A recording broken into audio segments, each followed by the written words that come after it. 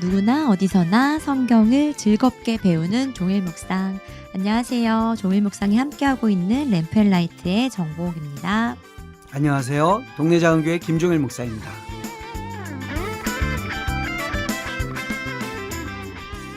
네, 제가 오늘은 즐겁게라는 말을 좀 넣어봤는데요, 목사님. 네. 사실 직장인의 입장으로 이 강의 녹음이 어떻게 보면 일 아니겠습니까? 그렇죠. 근데 저는 진짜 이 시간이 너무 기다려지고 즐겁고 또 오늘은 어떤 좋은 말씀을 들을까 굉장히 일이 즐거울 수 있는 네, 그래서 이걸 듣는 이 독자분들도 정말 즐겁게 이 성경 공부를 하셨으면 좋겠다라는 마음으로 넣어봤습니다. 보옥자매님의 그런 마음이 같이 공부하는 우리 모든 독자분들에게도 있기를 정말로 바랍니다. 맞습니다. 네, 우리 즐겁게 또 성경 공부해보죠. 네, 오늘은 저희 데이 13입니다. 언약과 인간의 연약함에 대한 내용을 배울 텐데요. 교재로는 200페이지입니다. 네, 오늘도 오늘의 기도로 함께 시작해 보도록 하겠습니다. 네, 같이 기도드리겠습니다. 하나님, 노아와 그의 가족을 살리시고 다시 인류에게 하나님의 은혜의 기회를 주신 것을 보았습니다. 하나님, 우리가 심판받을 죄인이지만 우리에게 다시 한번 삶의 기회를 주시고 그 하나님의 영광의 은혜의 세계의 주인공으로 우리를 불러주시니 감사합니다. 오늘 또 성경 공부를 통하여서 그 하나님의 뜻을 더욱 분명하게 깨닫는 귀한 시간이 되게 하옵소서. 예수님의 이름으로 기도드립니다. 아멘. 네, 복습하기 3개의 키워드를 한번 살펴보겠습니다. 첫 번째 키워드 홍해의 기적인데요. 이거 지난 시간에 강의를 안 들으시거나 교재 안 보신 분들은 갑자기 여기서 왜 홍해가 나와? 이러실 거예요. 맞아요. 노아의 홍수 사건이 우리가 지난 시간에 다루었는데 그 홍수 사건이 그 창세기의 내용을 듣게 된 이스라엘 백성들은 실제로 그들의 삶에 무엇을 경험했느냐? 정말로 어마어마한 물이 말라서 하나님이 바람을 불게 하셔서 마른 땅으로 건너가게 하신 사건을 경험했잖아요. 그리고 그 물이 뒤따라오던 애굽의 군대에게 덮쳐져서 다 몰살당하는 것을 봤잖아요. 그렇죠. 그러한 의미에서 그들이 경험한 홍해의 사건은 아마도 창세기에 나오는 조상 노아의 홍수 사건과 굉장히 연관성을 가지면서 모세가 전하는 말씀을 들었을 것이다 하는 것이죠. 맞아요. 하나님이 우리도 이렇게 살리셨는데 그때 이 조상들도 이렇게 살리셨구나 라는 걸 또 상기시킬 수 있었던 사건이다 라는 걸로 홍해의 기적 키워드 넣어봤고요. 1년 이상이란 키워드는 뭘까요? 홍수 사건을 40일 주야로 비가 내렸다라는 것으로만 볼 수 있는데 자세히 보니까 1년 이상 그들은 방주 안에서 나올 수 없었다. 하나님의 심판의 기간이 만만치 않았고요.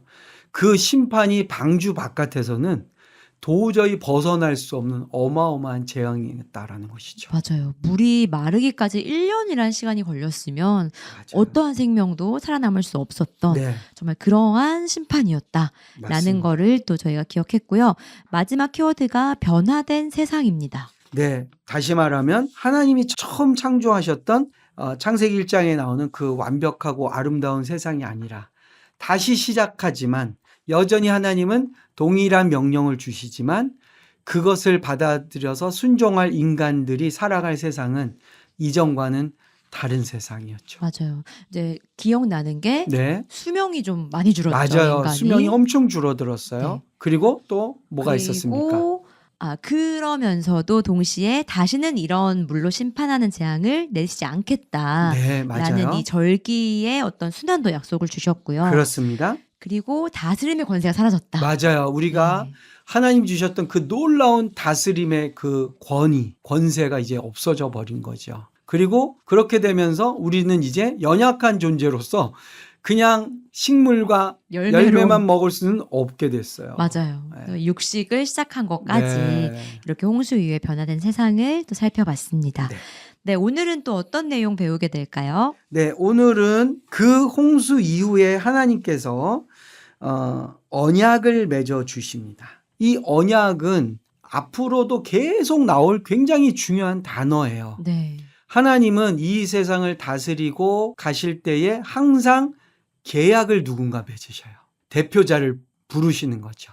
이 인류를 또는 이 온 우주를 대표한 한 사람을 부르시는데 오늘 여기는 드디어 노아와 그의 가족이 언약의 대상자로 무지개 언약을 하나님이 이루신다라는 것이죠. 네. 네. 그리고 두 번째는 이제 그 가족이 새로운 인류가 시작됐잖아요. 맞아요. 근데 새로운 인류가 시작되자마자 그 안에 인간의 참 연약함과 그다음에 부족함이 또 여전히 반복되어서 나타난다라는 것입니다. 네. 그래서 그것들을 한쪽에서는 죄를 계속해서 들추거나 죄가 확산되는 데에 관심이 있는 그러한 사람들과 더불어서 그래도 그 죄를 어찌하든지 덮고 그리고 죄가 더 퍼져나가는 것을 막으려고 하는 사람들이 있다라는 것을 또한 노아의 아들들을 통해서 우리가 보게 됩니다. 네, 좋습니다.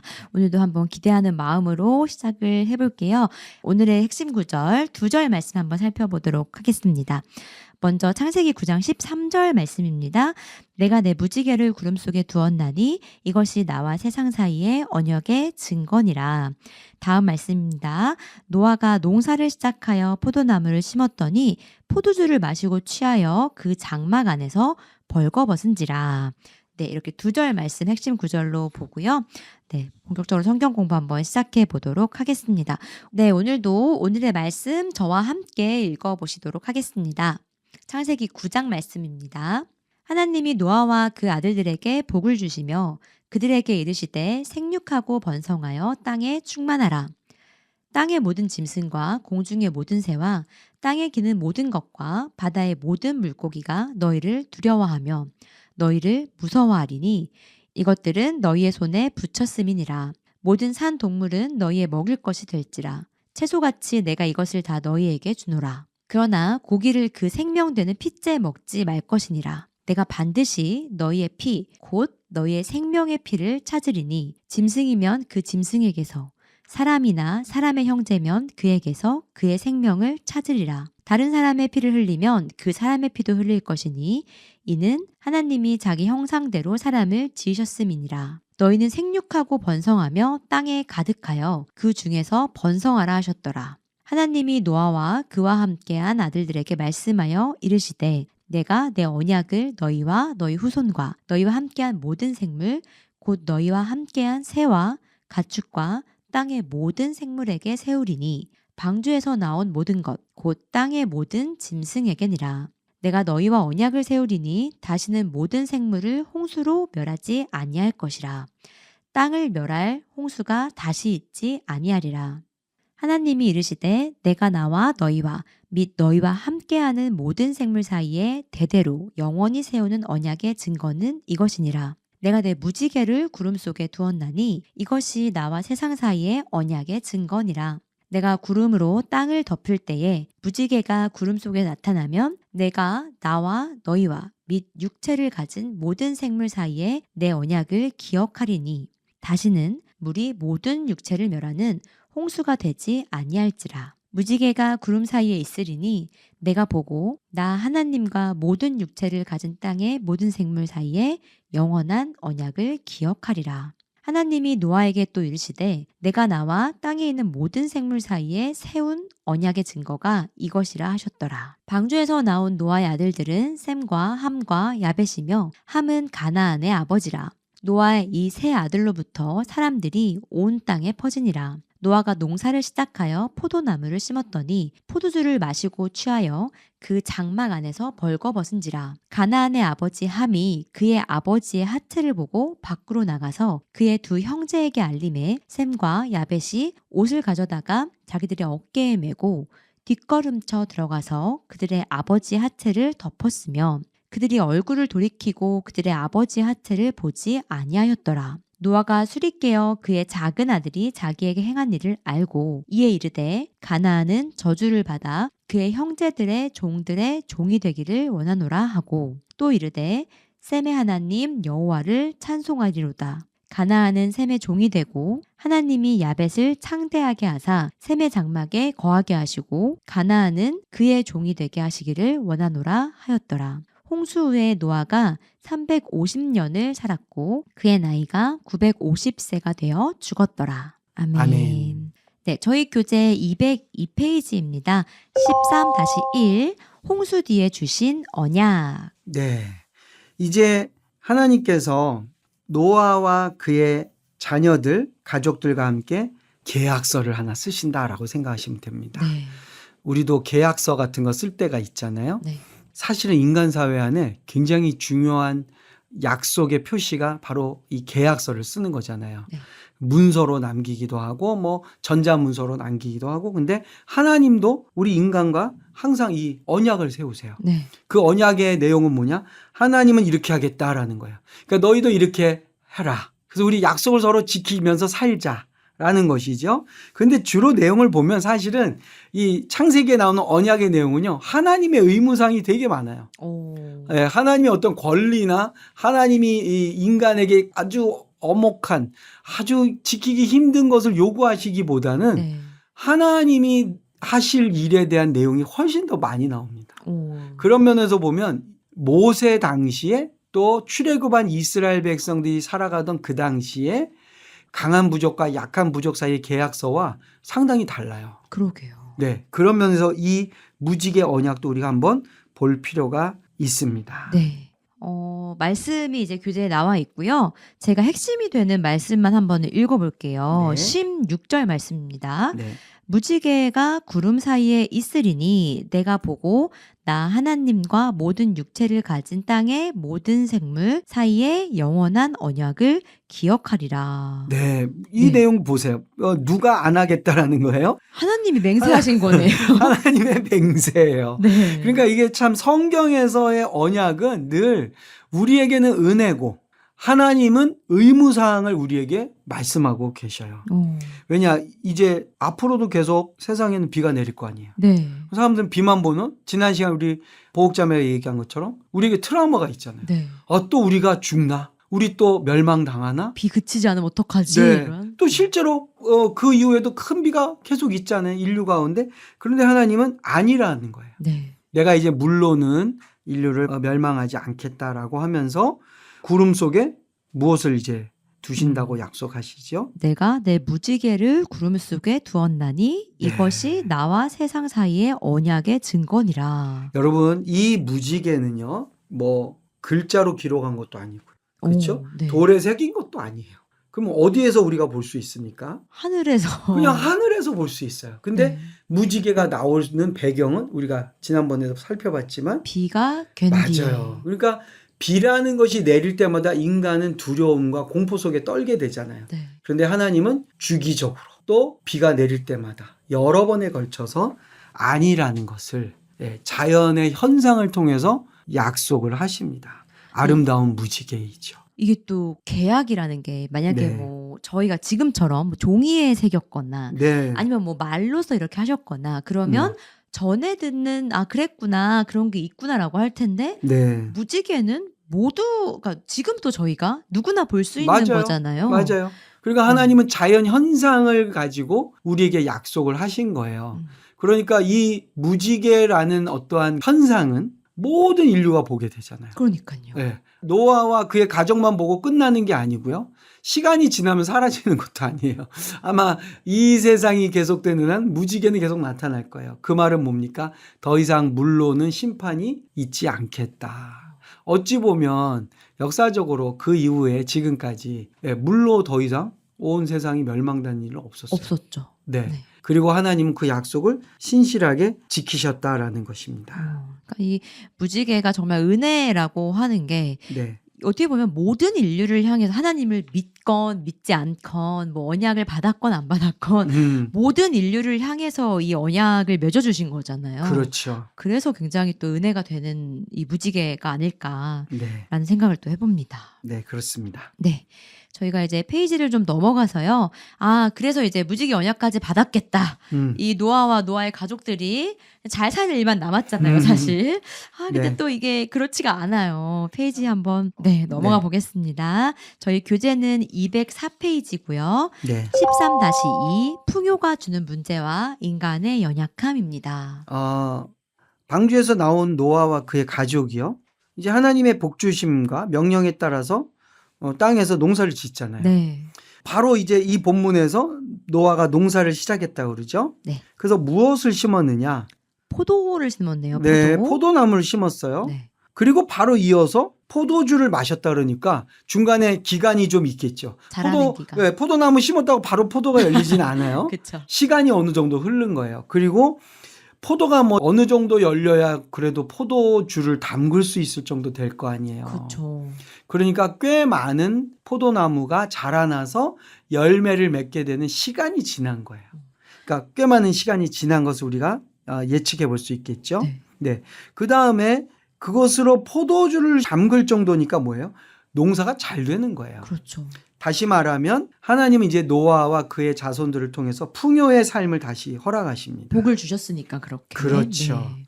그런데 이 풍요가 주는 유혹이 있어요. 심판이라는 고통의 시간이 지나고 노아는 그리고 그의 자녀들은 안정된 삶과 풍성한 소출을 누리게 되지만 네. 참 아이러니하죠. 오히려 안정되고 풍요로워지는데 죄에 빠지고 실수하는 일이 그 집안에서 일어나게 된다는 거예요. 네. 그 모습에 가장 안타까운 게 뭐냐? 노아가 문제를 일으키죠. 네, 어떤 일을 하게 됩니까? 포도주를 굉장히 많이 먹고 네. 취해서 저희 요즘 말로는 꽐라됐다라고 아마 그러지. 맞아요. 그림이 너무 리얼해가지고 네. 지금 네. 취하여서 또 벌거벗었어요. 그렇죠. 그러니까 네. 벌거벗었다고 그러니까요. 그런데 뒤에 이제 우리가 조금 더 자세히 보겠지만 그냥 벌거벗었다고 안 그러고요. 네. 오늘 본문의 22절을 보면 가나안의 아버지 함, 그러니까 노아의 둘째 아들 함이 네. 아버지의 하체를 봤대요. 네. 그러니까 그 말은 뭐냐? 꽐라가 됐는데 옷도 다 벗은 거예요. 속옷까지. 그러니까 완전 나체로 네. 장막에서 벌거벗고 있는 상태네요. 그러니까 하체를 봤다라는 건 뭐냐면 이제 치부가 드러난 거죠. 네. 너무 부끄러운 것 모습이 나타난 거예요. 그 하체를 봤다라는 것에 대한 뭐 다양한 해석은 있어요. 근데 중요한 건 뭐냐? 이제 아버지가 부끄러운 모습으로 있는 것을 아들이 본 거예요. 그렇죠. 그러니까 아버지가 자녀들한테 보여서는 안 될 모습을 보인 거죠.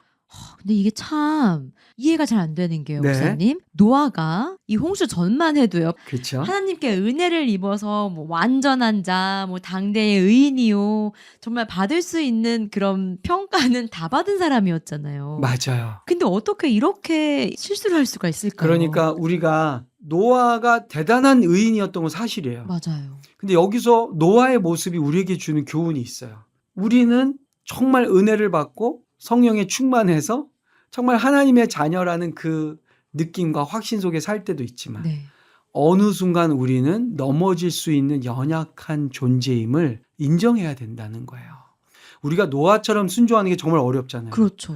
그런 노아조차도 포도주를 너무 많이 마시고 꽐라가 돼서 그냥 아랫도리를 다 드러내는 수치스러운 일을 할 수 있어요. 그러니까 실수할 수 있는 거예요. 네. 우리가 실수하잖아요. 그렇죠. 정말 믿음이 좋다고 말하지만 어느 순간에 우리는 말도 안 되는 잘못을 얼마든지 저지를 수 있는 인간입니다. 그래서 제가 이 본문에 있는 문장 하나만 읽고 넘어가면 좋을 것 같아요. 네. 마지막 문장인데요. 우리는 오늘의 은혜, 지금 이 순간 하나님과 동행하는 은혜를 사모해야 합니다. 네. 네. 그리고 또 하나는요.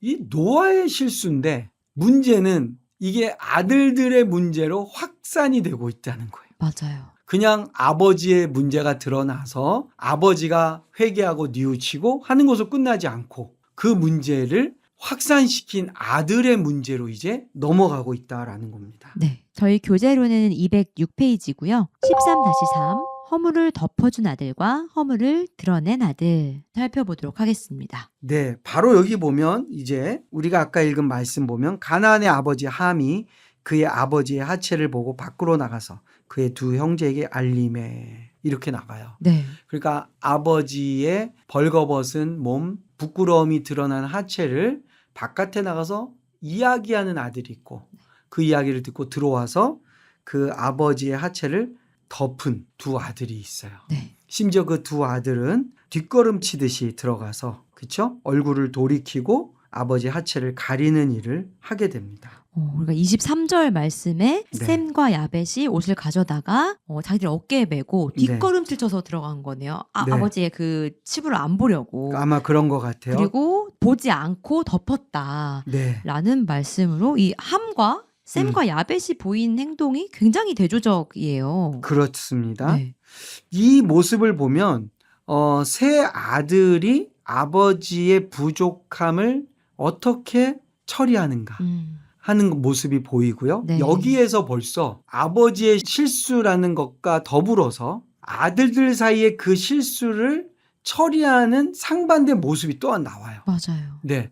거기에서부터 이제 어찌 보면 바로 새로 시작된 이 인류가 또 여전히 문제를 일으키고 있어요. 네. 그리고 그 문제의 좀 심각성이랄까요? 그것은 뭐냐? 우리는 아담과 하와 그리고 가인과 아벨을 살펴봤잖아요. 네. 아담과 하와가 죄를 지었는데 그 죄가 어떻게 확산됩니까? 가인이 아벨을 죽이죠. 맞아요. 똑같아요. 노아가 실수를 저질렀는데 그것이 아들들의 문제에서 또다시 죄가 확산되어 나오고 있는 것을 우리에게 보여주고 있습니다. 이게 이제 여기서 이렇게 얘는 가서 떠벌렸고 얘들은 감춰줬어 라고 끝나지 않고 그 일이 있은 이후에 이제 노아의 행동이 또 되게 의외였는데요. 제가 한번 읽어보도록 하겠습니다. 24절이에요. 노아가 술이 깨어 그의 작은 아들이 자기에게 행한 일을 알고 이에 이르되 가나안은 저주를 받아 그의 형제의 종들의 종이 되기를 원하노라 하고. 네. 굉장히 무서운 저주죠. 네. 그리고 성경도 구체적으로 저주라는 표현을 써버려요. 그러니까 함의 아들이 저주를 받아요. 네. 네, 실수는 함이 했는데. 그러게요. 그러니까 이 모습을 보면 이 집안이 단순히 한 가문의 그냥 이야기만이 아니라 이 죄가 계속해서 세대를 거치면서 죄가 커지고 있고 그 죄의 영향력이 계속해서 이어져 가고 있다는 것을 보게 되고요. 또한 대조적으로 아버지의 부족함을 가려준 셈과 야벳의 가문을 또한 이야기하고 있죠. 네. 그래서 그들에게는 또 노아가 어떻게 이야기를 합니까? 네. 26절 말씀입니다. 또 이르되 셈의 하나님 여호와를 찬송하리로다.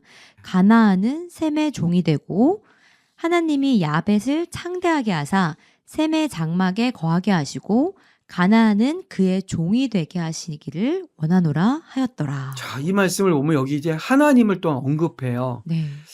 아마도 그냥 단순히 함이 아버지가 벌거벗고 취해서 자고 있는 거 봐서 여기저기 나가서 떠들었다는 것만 갖고 아버지가 이렇게까지 그러게요. 심하게 매몰차게 심판과 저주의 말을 쏟아냈을까? 우리 그렇게 생각이 쉽지 않잖아요. 맞아요.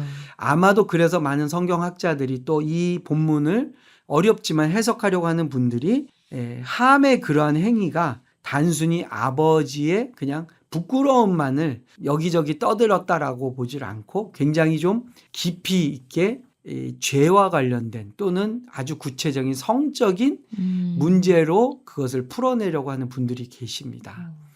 이제 저희가 그것을 다 다룰 수는 없어요. 네. 그러나 여기서 이제 굉장히 중요한 건 뭐냐? 첫 번째는 홍수 이후에 새롭게 시작된 인류이지만 여전히 그들의 내면과 그들의 영적인 상태 속에서는 죄에 대해서 빠르게 반응하고 그리고 그 죄를 오히려 확산시키려고 하는 세력들이 있다라는 것이고요. 네. 그러나 그럼에도 불구하고 또한 하나님의 백성들이 하나님의 마음으로 죄의 확산을 막으려고 하고 아버지의 수치를 덮으려고 하는 사람들도 역시 있다라는 거예요. 그리고 이 세 아들을 통해서 이제 창세기에 뒤이어서 나오는 족보를 우리가 보게 됩니다. 네. 그래서 이 세 아들의 행동과 이후에 나오는 족보 관계 속에서 어떠한 힌트가 있는지를 우리가 한번 살펴보는 것도 이 창세기를 공부하는 재미난 부분이라고 할 수가 있겠습니다. 굉장히 단순한 사건 같지만 창세기 전반에 걸쳐 이들이 하는 행동이 단순하게만 볼 수 없고 네. 이 앞으로 배우게 될 내용들과 이 태도들이 굉장히 연관이 깊다라고 또 이해를 하면 좋을 것 같은데요. 맞아요. 제가 본문에 있는 질문이 굉장히 좋아서 이게 이 사건이 우리에게 중요한 질문을 던집니다. 타인의 연약함을 마주했을 때 우리는 어떤 태도를 보이고 있는가? 네. 네, 이 질문도 이 노아의 아들들의 이 태도를 통해서 저희도 한번 깊게 묵상해 볼 질문이 아닌가라는 생각을 좀 그렇습니다. 해봤습니다. 우리는 누군가의 실수나 누군가의 부족함, 연약함을 그 사람을 오히려 보호해주고 그 사람의 부족을 덮어주는 역할을 해야 되는 게 사실 맞잖아요. 맞아요. 근데 세상은 그렇지 않아요. 누가 실수를 하거나 누군가에게 허물이 있으면 바로 그것을 공격의 소재로 삼게 되죠. 네. 그러면서 어떤 문제가 발생합니까? 그것이 주도권의 다툼이라든지 또는 그것을 어떠한 자기의 욕망을 이루기 위한 도구로 쓰는 것으로 확산되어 나가는 것이 문제라는 것이죠. 네, 이렇게 저희가 오늘은 이 노아와 또 아들들의 태도를 통해서 이게 사람이 얼마나 또 연약한 존재인지 또 죄로부터 완전히 자유로운 게 얼마나 힘든 일인지 좀 같이 살펴봤는데요. 저희 페이지 넘어가서 종일 묵상 토크로 한번 이야기를 좀 이어가 볼게요. 자, 여기 우리가 참 이 본문이 난해한 구절이라고 많이 그래요. 왜냐하면 아버지가 이렇게까지 성질 낼 일인가 하는 이렇게까지 막 거. 저주를 막 그 그쵸. 세대에 걸쳐서 퍼붓잖아요. 네. 그리고 왜 아버지 노아는 문제를 일으킨 아들 함을 언급하지 않고 함의 아들 가나안을 맞아, 손자죠. 네, 가나안에게 이렇게 심각한 말을 했을까 하는 그 두 가지가 좀 어려운 구절로 우리가 이해되기도 합니다. 네. 저는 여기서 이 함의 잘못에 대한 구체적인 아버지의 하체를 드러난 거나 하체를 보고 와서 이야기했다는 것에 대한 다양한 학자들의 해석들이 있어요. 네. 그런 것들도 여러분들이 찾아서 보실 수 있는데요. 저는 조금 그 이슈보다는 도대체 어떻게 새롭게 시작되는 인류가 이런 어처구니 없는 일들이 가정 안에서 일어나는가 하는 거예요. 다시 말하면 아버지의 권위가 무너지는 거, 또 믿음의 본이 되었던 노아가 어처구니 없는 실수를 하는 것, 그리고 그 문제로 인하여서 한 가문이 계속해서 저주 아래 놓이게 되는 것, 그리고 이러한 내용들을 듣게 되는 광야에서 모세의 입을 통해 듣게 되는 이스라엘 백성들이 느끼게 되는 감정은 무엇일까 하는 것이죠. 결국 우리는 정말로 의로운 백성으로 부름받았지만 어쩔 수 없는 죄인이고 실수할 수밖에 없는 연약한 자라는 것을 솔직하게 인정해야 된다는 겁니다. 오히려 은혜라는 것은 죄를 안 짓는 게 아니고요. 죄를 지을 때 회개하는 것에 있어요. 그리고 회개한다는 것은 뭐예요? 내가 죄를 안 짓는 존재라는 것을 당당하게 말하는 것이 아니고 나의 연약함을 하나님 앞에 고백함으로 하나님의 은혜를 구하는 것입니다. 그래서 이렇게 이제 죄에 대해서 여전히 죄를 가까이 하거나 죄 짓는 것을 막 기꺼이 하려고 하는 세력들이 이제 확장되어 나가지만 하나님은 그 속에서 다시금 은혜를 구하는 무리들을 찾고 계시다라는 것이죠. 네. 좋습니다. 저희는 오늘은 좀 본문의 내용이 짧았어요. 네. 이렇게 한번 살펴보고요. 페이지 넘어가서 요약하게 한번 보겠습니다. 210페이지입니다. 꼭 기억합시다. 한번 살펴볼게요. 네, 첫 번째로 하나님은 구름 속에 무지개를 두심으로 다시는 이러한 심판을 하지 않겠다는 약속의 증표를 주십니다. 네, 2번입니다. 무지개 언약은 노아의 자손이나 이스라엘 민족뿐만 아니라 오늘날 우리에게도 주시는 변함없는 약속입니다. 네, 세 번째로 홍수 이후에 농사를 지은 노아는 포도주를 마시고 취해 장막 안에서 벌거벗는 실수를 저지르게 됩니다. 네, 4번입니다. 함은 이 사실을 밖에 나가 알리지만 셈과 야벳은 아버지의 벗은 몸을 덮어줍니다. 다섯 번째, 이 사실을 안 노아는 함의 아들 가나안을 저주하며 그가 다른 형제들의 종이 될 것이라 저주합니다. 네, 오늘 성경 공부는 여기까지고요. 저희는 오늘의 나눔 한번 같이 나눠보고 종료하려고 합니다. 1번 나눔 함께 해보도록 하겠습니다. 하나님을 믿는 사람뿐만 아니라 믿지 않는 사람들에게도 동일한 자비하심을 주시는 하나님을 경험한 적이 있나요? 네. 네. 이거를 조금 어렵게 말하면요. 네. 신학적으로는 일반 은혜, 특별 은혜, 일반 은총, 특별 은총이랍니다. 하나님은 모든 인류에게 동일하게 은혜를 베푸시죠. 네, 하나님을 잘 믿는 사람한테 비를 주시고 하나님 안 믿는 사람한테 가뭄을 주시고 이러지 않아요. 맞아요. 그렇죠. 모두에게 동일하게 주시는 하나님의 은혜가 있다는 거예요. 네.